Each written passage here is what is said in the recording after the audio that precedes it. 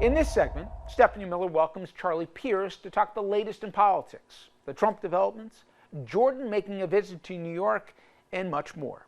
Here's Stephanie. Well, and by the way, your piece was so important. No one on the right seems willing to control the violence. You talked about the Tennessee Holler, the progressive news site there. The founder on Saturday night said someone targeted our home by shooting several bullets into our house while my family was sleeping. And we've been talking about just this climate of violence all the way up to Trump, the incitement of it, right?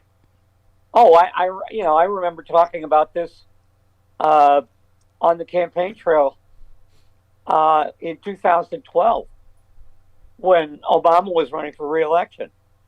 There was a real sense of dread because you just didn't know where the crazy was going to come from. Yeah. And it turned out, it came 4 years later.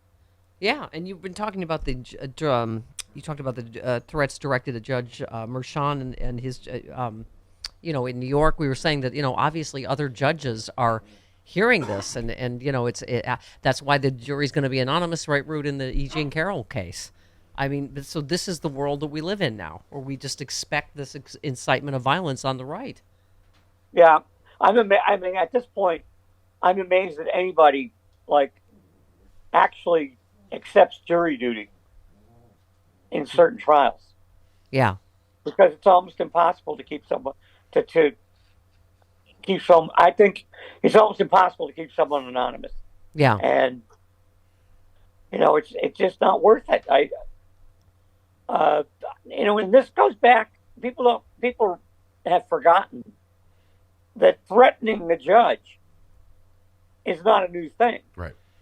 In the Terry Schiavo case, there were threats made against federal judges on the floor of the Congress. Mm-hmm. Yeah. Yeah, absolutely. Yeah. I mean, you said nobody on that side of the political spectrum, from the duck boot militias to the Congress, seems willing or able to control the mounting wildness.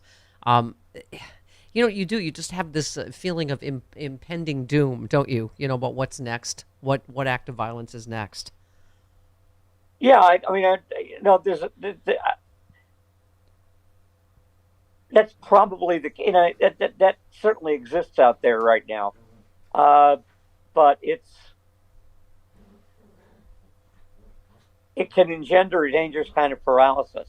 Yeah, it becomes. And you still got to do the work of politics. Yeah, it becomes normal. We become sort of numb to this kind of constant, violent sort of language that certainly Trump uses almost every day, right? Mm-hmm. Oh yeah, I mean, I think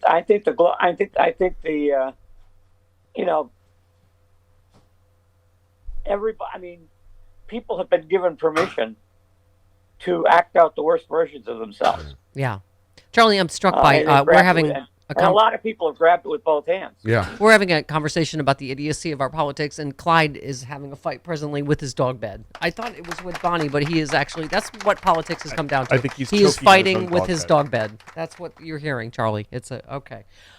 Let's talk about, you just wrote another piece. It's good to be a justice. Nothing would be more satisfying to see the reckoning come down on the conservative money, power, corruption of the federal judicial system. But again, speaking of normalizing this Clarence Thomas story, it just seems like more of the same, doesn't it? In terms of corruption. It's Christmas in April at Sheldon Whitehouse's. Yeah. Yeah. I mean, he's been on TV the last 3 days, doing everything except tying on a bib and, sharpening a knife and smiling and, whistling tunes from Sweeney Todd. This is exactly what he's been waiting for. But speaking of which, let's listen to Senator Durbin real quick about the Supreme Court. Why is it the Supreme Court doesn't have a set of ethics guidelines that prohibits this sort of thing? That's the obvious question. And I asked that question of Chief Justice Roberts more than 10 years ago in writing. Why don't you adopt the same standards and procedures that apply to all the other federal courts and apply it to the U.S. Supreme Court to limit activities and also require disclosure? He wrote back and basically said very tersely, we don't think it's necessary. Well, I hope he's read the ProPublica piece about Justice Clarence Thomas, who once again has surfaced as Exhibit A in the problem that this court faces.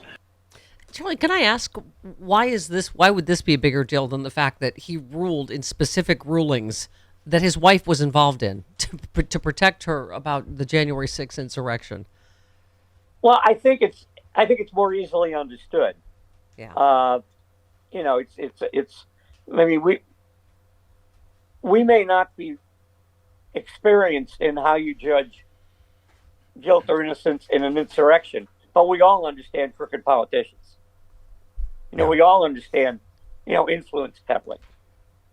Yeah. So, I'm more on. I think I don't know whether I'm more unnerved by the fact he didn't report all this luxurious travel than I am that he's hanging around with a really weird guy. Yeah. Yes. Yeah. We've discussed from a very weird family. Yeah. Yeah. We've discussed what Rude and I, the reasons you might have Nazi memorabilia. I mean, well, no, I want to like spend a contemplative afternoon in the Garden of the Dictators. Yeah.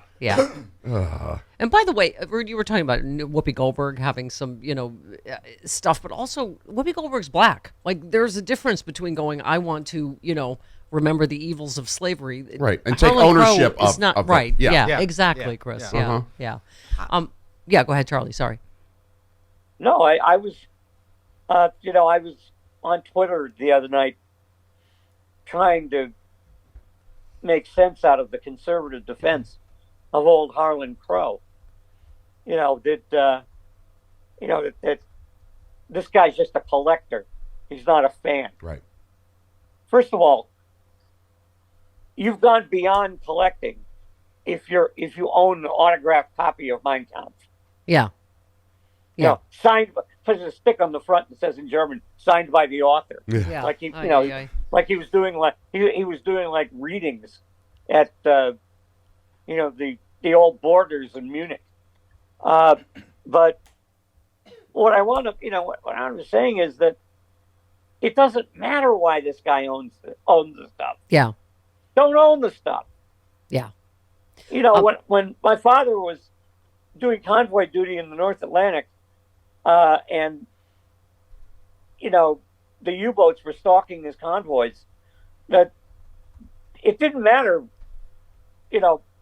what the guys who were shooting the torpedoes thought of National Socialism. Yeah.